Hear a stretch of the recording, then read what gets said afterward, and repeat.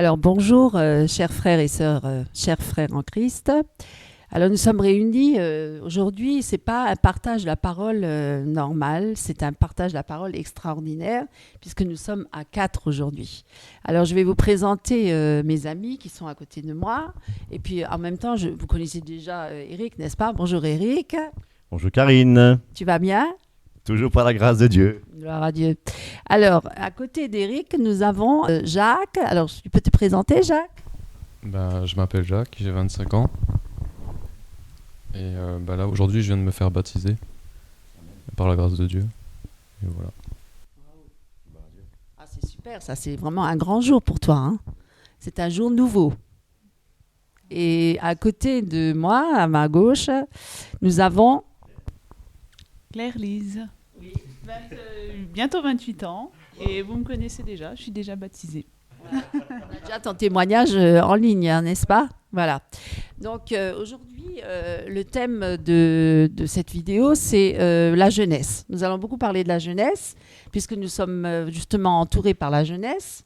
Et c'est très bien, c'est très équilibré, puisque nous avons à notre droite un garçon et à notre gauche une fille. Alors c'est formidable, et j'aimerais bien connaître leur avis et comment ils voient la situation par rapport à la jeunesse actuelle. Est-ce que tu peux nous en parler, Jacques?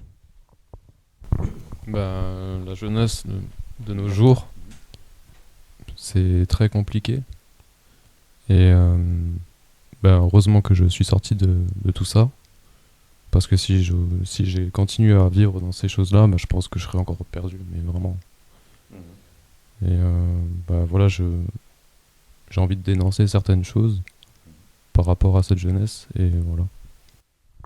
Alors, si j'ose te poser la question, quelles sont les choses, ou donne peut-être une des choses que tu aimerais peut-être dénoncer pour que la jeunesse soit touchée et surtout qu'elle prenne conscience de la réalité des choses, de ce que le monde nous présente. Lorsque je dis bien le monde, c'est parce que les choses, je présume que ce que tu veux dénoncer, c'est quelque chose qui se passe dans le monde et que nous devons fuir le péché. Alors, est-ce qu'il y a peut-être quelque chose parmi de ce que tu veux dénoncer? Qu'est-ce que tu voudrais, par exemple, partager avec la jeunesse? Le culte de la personne, c'est tout ce qui est réseaux sociaux, Instagram, TikTok et toutes ces, même Snap, toutes ces choses qui font corrompre et qui nous éloignent de Dieu. D'accord. Ces choses qui éloignent de Dieu. Bien, donc, ok, on va peut-être... oui, tu voulais peut-être passer la parole. Peut-être, alors toi, peut-être... tiens. Oui, passer la parole à Claire-Lise pour donner son avis par rapport à cette jeunesse. Moi, ce que je voulais dire, c'est que la jeunesse, d'aujourd'hui est très orgueilleuse et beaucoup portée sur les apparences, sur le matériel, les choses qu'on a, la réussite sociale. Bon, d'ailleurs, pas que la jeunesse. Il y a aussi général, c'est général. Et c'est vrai qu'on regarde beaucoup par rapport à ça, par rapport aux yeux, par rapport à ce qu'on voit. On juge par rapport à ce qu'on voit. Et c'est ce qui fait qu'on est beaucoup corrompu parce que... comment dire, je sais pas comment dire. Parce qu'on mise que sur oui, les choses, voilà, et puis l'avoir, le être, et puis on se préoccupe pas de ce qui se passe, voilà, de Dieu, voilà. Et c'est pas parce qu'on est jeune qu'on est invincible, donc il faut quand même penser à ce qu'il y a après la mort et comment est-ce qu'on est, pourquoi on est là et le sens de notre vie. Voilà, notre créateur et arrêter de penser qu'à soi, l'égoïsme, beaucoup d'égoïsme aussi et de violence d'ailleurs de méchanceté et puis l'argent est le dieu de ce monde et donc voilà, ça tourne beaucoup autour du matériel, de l'apparence et du physique quoi. Voilà. Donc mais ce que je voulais dire par rapport à ça, c'est que le diable essaie bien à y faire parce que finalement cette jeunesse, elle est victime. C'est une proie, en fait. Parce que qui c'est qui a amené tout ça? C'est par les médias, hein, par la télévision, Internet et tout ça. Et finalement, la jeunesse n'est que manipulée. Hein, parce que bon, derrière tout ça, il y a des producteurs, il y a des commerciaux, parce qu'on cherche avant tout à influencer la jeunesse pour qu'elle consomme énormément, qu'elle ait énormément de besoins, qu'on lui crée énormément de besoins, et surtout ne pas apprendre à réfléchir par elle-même, et surtout ne pas à chercher Dieu, bien sûr, mais aussi justement à se poser la question, pourquoi je suis là? On ne laisse pas la jeunesse tranquille. Hein. On est tout le temps en train de la manipuler à travers les médias en leur influençant, en leur faisant écouter beaucoup de musique, et puis aussi les jeux vidéo, toujours occuper l'esprit, toujours constamment occuper la jeunesse pour surtout pas la divertir énormément, hein, le divertissement à l'excès, la surconsommation, hein, par rapport aussi à la malbouffe, McDonald's, et les kebabs et tout ça, tout très vite, consommation excessive et très vite. Tout de suite. Voilà. Il n'y a plus de patience, il n'y a plus d'attente pour quoi que ce soit. C'est vraiment la convoitise. Ce qu'on voit, tout ce qu'on voit, on le veut, on le désire. On est vraiment... voilà. Et donc, moi, je ne lance même pas la pierre à la jeunesse parce que tout ça, c'est de la manipulation mentale qui vient de nos élites, hein, bien sûr, qui sont derrière tout ça et pour dominer la jeunesse et pour surtout l'éloigner de Dieu et la perdre pour qu'elle aille en enfer. Hein. Je ne sais pas ce qu'on t'en pense. Oui, tu voulais peut-être dire quelque chose avant Oui, tu voulais peut-être... Je voulais aussi dire par rapport aux séries. Oui. Il y a certaines séries qui prônent même le culte à Satan, mais aussi même après il y a toutes sortes de séries qui nous amènent à blasphémer Dieu. Exactement. Même plus à se tourner vers tout ce qui est saint. On voit que tout ce qui est saint c'est mal, c'est ça, c'est mal. En fait, c'est une vie triste. Ouais. Et maintenant, depuis que je suis avec Dieu, je vois ça différemment. Maintenant, j'ai envie de le servir, et j'aime tout ce qui est par rapport à la sanctification, la saine doctrine. La beauté, Ouais, c'est ça. La joie, Oui. puis être dans la tristesse. Et moi, j'aimerais peut-être te poser une question, oui, Jacques, et peut-être après aussi ton avis à toi. On va parler de remède. Donc, Dieu est un Dieu de guérison. Et je crois que la jeunesse a besoin de guérir. La jeunesse a besoin de prendre conscience qu'elle est malade. Alors, moi, je te pose peut-être déjà une question. Aurais-tu peut-être un remède à proposer à la jeunesse, un premier remède pour la guérison de leur âme? On parle spirituellement. Déjà, premièrement, il faut rechercher Dieu. Et si on veut se détourner de tout ça, Dieu va ouvrir notre cœur. Et après, systématiquement, on va se repentir de nos péchés. Et après, on ne sera plus attiré par ces choses-là, on sera guéri, délivré. Moi, j'ai été délivré de la cigarette et de toutes sortes de choses horribles. Addiction, tout ça. Donc il faut chercher Dieu. Après, on voit pas ça comme une sorte d'esclavage, d'être tout le temps sur le téléphone, sur les réseaux sociaux. Mais c'est un esclavage. Ouais. Parce qu'on ne sait plus quoi faire. Si par exemple on n'a plus Internet, du jour au lendemain, on se suicide. Ouais. Et là, avec Dieu, en fait, c'est différent. Ça peut aller jusque-là. Ouais. Wow. Et Claire-Lise, si tu as peut-être quelque chose à... Je voulais juste revenir sur ce qu'il a dit Jacques par rapport aux séries télé, aux films, tout ça. C'est vrai que ça nous éloigne de la pensée de Dieu, c'est sans s'en rendre compte en fait, parce qu'on se dit que c'est anodin. C'est vrai que moi, au début de ma vie spirituelle, je me suis dit c'est pas grave de regarder quelques films ou la télé, mais c'est vrai que ça nous amène subtilement, sans s'en rendre compte, dans des pensées qui deviennent du monde, où on change d'état d'esprit. En fait, on n'a plus les pensées comme Dieu veut, et sans s'en rendre compte, on s'éloigne. Petit à petit. D'accord. Je ne sais pas si j'ai bien expliqué. Si, très très bien. Mais là, tu expliques déjà pour quelqu'un qui est déjà à Christ.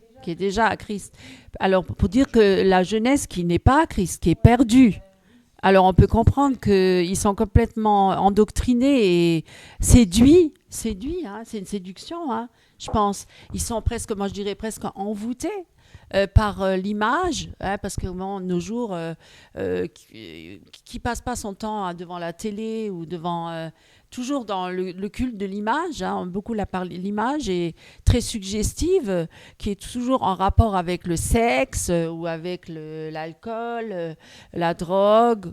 Ou... Dans les dessins animés, tout ça, moi je vois des fois dans les dessins animés qu'il y a déjà la convoitise d'avoir beaucoup de choses, la méchanceté, déjà beaucoup le mensonge, la désobéissance aux parents, ça se voit beaucoup dans les dessins animés. Donc déjà l'enfant grandit avec des choses comme ça devant les yeux. Donc après comment venir au Seigneur et avoir les pensées du Seigneur, c'est très difficile, voilà, formaté. Ouais. Tout à fait. Oui, tu voulais dire, Jacques? Oui, mais ce que je veux dire, par rapport à ce que tu viens de dire, Claire-Lise, par rapport à ce que tu viens de dire, tu penses que la jeunesse en est affectée aussi. Je parle maintenant de la jeunesse chrétienne. Est-ce que c'est un danger pour la jeunesse chrétienne? Parce que là, on parle peut-être en général, la jeunesse, hein, mais nous, on parle essentiellement de la jeunesse chrétienne. Est-ce que tu penses que la jeunesse chrétienne peut être aussi affectée à ces séries, on va dire, mondaines? Est-ce qu'il y a un risque aussi pour la jeunesse? Est-ce que tu penses que les parents devraient faire un peu plus attention et filtrer éventuellement, etc. Voilà, parce qu'ils ont aussi le téléphone portable, ils ont plein de choses. Et il n'y a pas qu'Internet, il y a le téléphone portable, les smartphones, les tablettes et toutes ces choses-là. Tu veux dire quelque chose? Tu veux dire quelque chose? Oui. Oui, donc c'est vrai que, comme j'ai dit au départ, on est manipulé, hein, complètement. Déjà, dès la naissance, on va dire, jusqu'à notre vieillesse, l'être humain est manipulé par la société, par les médias. Et qui c'est qui est derrière tout ça? Bien sûr, aujourd'hui, on met tout à jour, on met tout en lumière, on découvre qu'il y a une élite, hein, des personnes qui sont là pour vouloir dominer sur le monde et sur la société, sur les êtres humains, pour les formater, comme tu disais, pour les endoctriner, pour les divertir, pour surtout ne pas penser à la vraie sens de la vie, pourquoi on est là, et peut-être pour rencontrer Dieu, hein, peut-être pour vraiment apprendre à connaître Dieu. Et même pour ceux qui sont déjà chrétiens, on a des combats. Est-ce que tu peux en parler par rapport à ça, Claire-Lise et Jacques, puisque maintenant, une fois qu'on est passé de l'autre côté, des ténèbres à la lumière, mais on se retrouve quand même toujours, bien que Jésus même l'a dit, nous ne sommes plus du monde, mais nous ne faisons plus partie du monde, mais pourtant on est encore dans le monde. Et là, on a des combats, hein, en tant que chrétiens. Je veux dire, est-ce que tu peux un peu en parler, surtout pour la jeunesse, hein, par rapport à la jeunesse? Des combats spirituels, c'est-à-dire parce qu'on voit autour de soi tous les jeunes qui s'amusent, qui rigolent, qui font la fête et qui considèrent que toi, en tant que jeune qui marche avec Christ, tu n'es pas intéressante, ou même toi, tu peux te dire oui, mais pourquoi je suis Dieu, les autres, ils s'amusent, ils rigolent, c'est un peu comme du temps de Noé, ou je sais pas, tu peux peut-être en parler un peu ou... Oui, bon, c'est vrai qu'on se sent à part des autres par rapport... c'est vrai qu'on voit qu'ils s'amusent, ils sortent. On ne dirait pas qu'ils sont sans le Seigneur, on dirait qu'ils sont beaucoup plus heureux. Mais bon, ce qu'il faut voir, c'est surtout quand ils sont seuls. Voilà, les angoisses, tout ça, c'est comment ils s'en sortent. Donc c'est vrai que quand on est avec le Seigneur, on a une paix qu'on ne trouvera pas dans le monde, et peu importe de passer par du yoga ou par quoi que ce soit, médecine douce, cette paix qu'on trouve avec le Seigneur, elle est indescriptible, et moi cette paix-là, j'ai pas envie d'abandonner ce chemin et retourner dans le monde pour faire en fait des choses qui sont éphémères, parce qu'on court après l'argent, on court après la gloire, le physique, mais tout ça, ça va passer. Et après, il restera quoi? Il faut quand même penser à la vie après. Et, tout à fait. Voilà, je ne sais pas comment exprimer ma pensée, mais ouais. On est sur Terre, c'est pour le Seigneur, on est de passage. La vie, elle tient qu'à un fil, et du jour au lendemain, c'est terminé. On en voit des jeunes qui meurent dans les accidents, et qu'est-ce qu'ils ont fait comme choix? Ils ne sont que amusés, ils ont péché, ils ne sont pas repentis, et maintenant ils sont où? Ils sont perdus. Donc voilà, il y a un choix à faire et c'est sûr que c'est un choix, c'est un chemin étroit, mais bon, c'est le meilleur des chemins, quoi. Gloire à Dieu. Gloire à Dieu. Tout à fait. Oui, peut-être Jacques. Par rapport, justement, alors moi j'ai une question à te poser.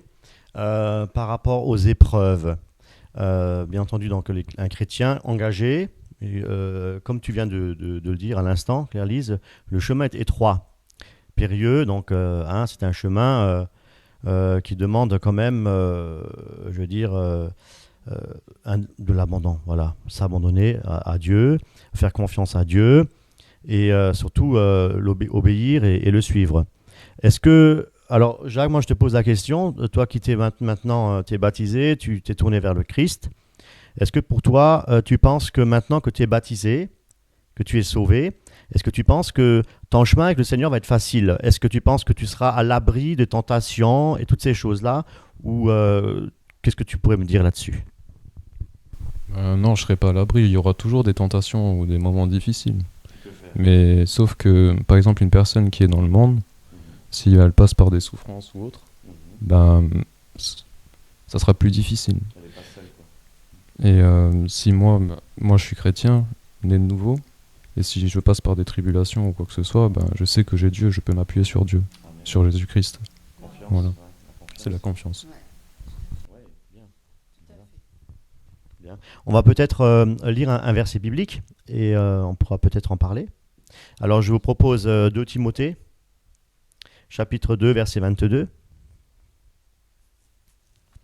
Alors, fuis les passions de la jeunesse et recherche la justice, la foi, l'amour, la paix avec ceux qui invoquent le Seigneur d'un cœur pur. On nous parle de quoi? De rechercher quoi? Les plaisirs du monde, les plaisirs dans l'église, la distraction, les amusements, les chorales gospel, bref, quoi, tout ce qui est distraction dans l'église. Qu'est-ce qu'on nous demande de rechercher? La justice, la foi, l'amour, la paix avec ceux qui invoquent le Seigneur d'un cœur pur. Alors moi, ce que je voudrais, si quelqu'un veut réagir, pour la jeunesse, que pensez-vous par exemple des méga-churches où on voit effectivement des choses qui se passent donc grandioses, hein, grande musique, etc. Qu'est-ce que vous en pensez? Qui c'est qui veut réagir? Ben, par exemple, dans les assemblées où c'est comme des concerts où c'est en fait le culte de la personne, les gens ils préfèrent se glorifier que glorifier Jésus-Christ. Et ça, moi je trouve que c'est pas biblique et c'est pas par rapport à la vraie adoration, quoi. Et la sainte doctrine, elle est plus prêchée dans les assemblées. Ah ouais. Ouais. Oui.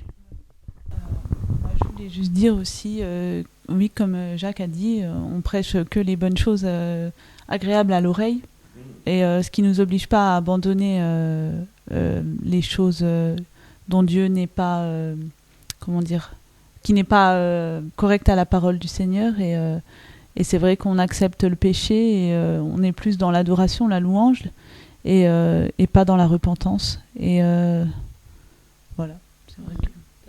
Moi, j'en pose une dernière question. Oui. Alors, il y a beaucoup de... comment dire il y a énormément de messages, hein, surtout depuis le confinement. On s'est rendu compte qu'il y a énormément de prédicateurs, hein, qui prêchent. Et comment peut-on reconnaître? Alors, ce qui est dangereux, c'est que nous ne devons pas faire attention à tout. Nous ne devons pas tout accepter, hein.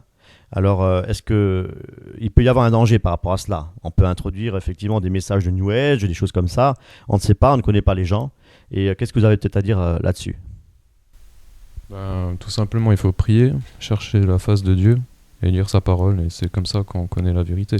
Et si on prêche pas Christ, ben, il n'y a pas la vérité. Si on prêche l'homme, ben, voilà quoi. C'est un faux évangile. Prêcher l'homme, c'est-à-dire? Ben, dans les assemblées, maintenant, il y a plus l'adoration, entre guillemets, l'adoration, que le vrai message de se repentir, de s'éloigner du mal, tout simplement. Oui, la croix, la repentance, la foi, et aussi les choses célestes, comment dire, l'espérance qu'on a. Quelle est l'espérance? Bah, le royaume des cieux. Oui. J'ai remarqué dans certaines églises, il n'y a pas le renoncement de soi, il n'y a pas la mort de la chair. Jésus n'est pas le premier. Tout le monde va être mis en avant, en premier. Tout le monde va être quelque chose dans l'église. Et du coup, Jésus est en second. Et c'est dommage, je trouve. Tout à fait. C'est pas Jésus qui est le centre de notre vie, c'est l'homme, hein. Et on fait la glorie, ouais, le culte de la personnalité. Ouais, ouais, ouais, les chantres, ouais, les chorales et tout ça, effectivement, tout à fait. C'est dommage. En fait, c'est plus Jésus-Christ qui est glorifié, c'est l'homme. Ils cherchent leur propre gloire. Ils utilisent le nom de Jésus, mais c'est leur propre gloire qu'ils recherchent. Tout à fait. De soi et être mort dans sa chair. Exactement. Ne pas suivre les désirs de la chair. Donc ne pas vouloir se mettre en avant, ne pas vouloir être glorifié et glorifier le Seigneur. Donc à partir du moment où tu essayes de te mettre en avant, c'est que le Seigneur n'est pas en premier dans ta vie. Voilà. Tout à fait. Tout à fait. Vous voulez ajouter quelque chose? Si vous avez des doutes par rapport à l'assemblée où vous êtes, priez Dieu qu'il vous éclaire par le Saint-Esprit. Et après, même si vous lisez sa parole, vous verrez que si votre pasteur ou votre enseignant porte de mauvais fruits, c'est comme ça qu'on peut savoir. Et si l'enseignant est juste, s'il proclame la saine doctrine, tout ce qui enseigne justement, restez-y, priez pour cette personne, même pour la personne qui enseigne mauvaisement. Voilà. Voilà, super. Bien. Voilà, donc mes amis, c'était un petit clin d'œil, la jeunesse parmi nous, la jeunesse active, avec une ambition de servir l'Éternel, et nous nous réjouissons pour cela, et donc nous mettons vraiment notre joie dans le Seigneur, et nous prions vraiment pour la jeunesse, pour qu'elle soit plus édifiée à travers la parole, en lisant la Bible, et à travers la prière. Hein, c'est ça qui édifie. Voilà, mes amis. Bien. Ah, elle est revenue. Alors, elle a peut-être quelque chose à dire. Oui. Alors, que penses-tu, par exemple, on peut peut-être parler... tu parlais tout à l'heure que l'homme est très centré sur lui-même, très égoïste. Aujourd'hui, c'est vrai qu'on a une approche un peu plus large, où on parle de la pensée positive, le moi qui s'élève, je veux briller, sur Internet, je veux faire... le confinement, c'est son apogée. Hein. Que penses-tu, par exemple, on peut parler du confinement, que penses-tu le fait de vouloir s'exposer, voilà, tout le monde veut briller, etc. Est-ce que c'est positif pour toi? Est-ce que c'est plutôt néfaste? Qu'est-ce que tu pourrais dire là-dessus?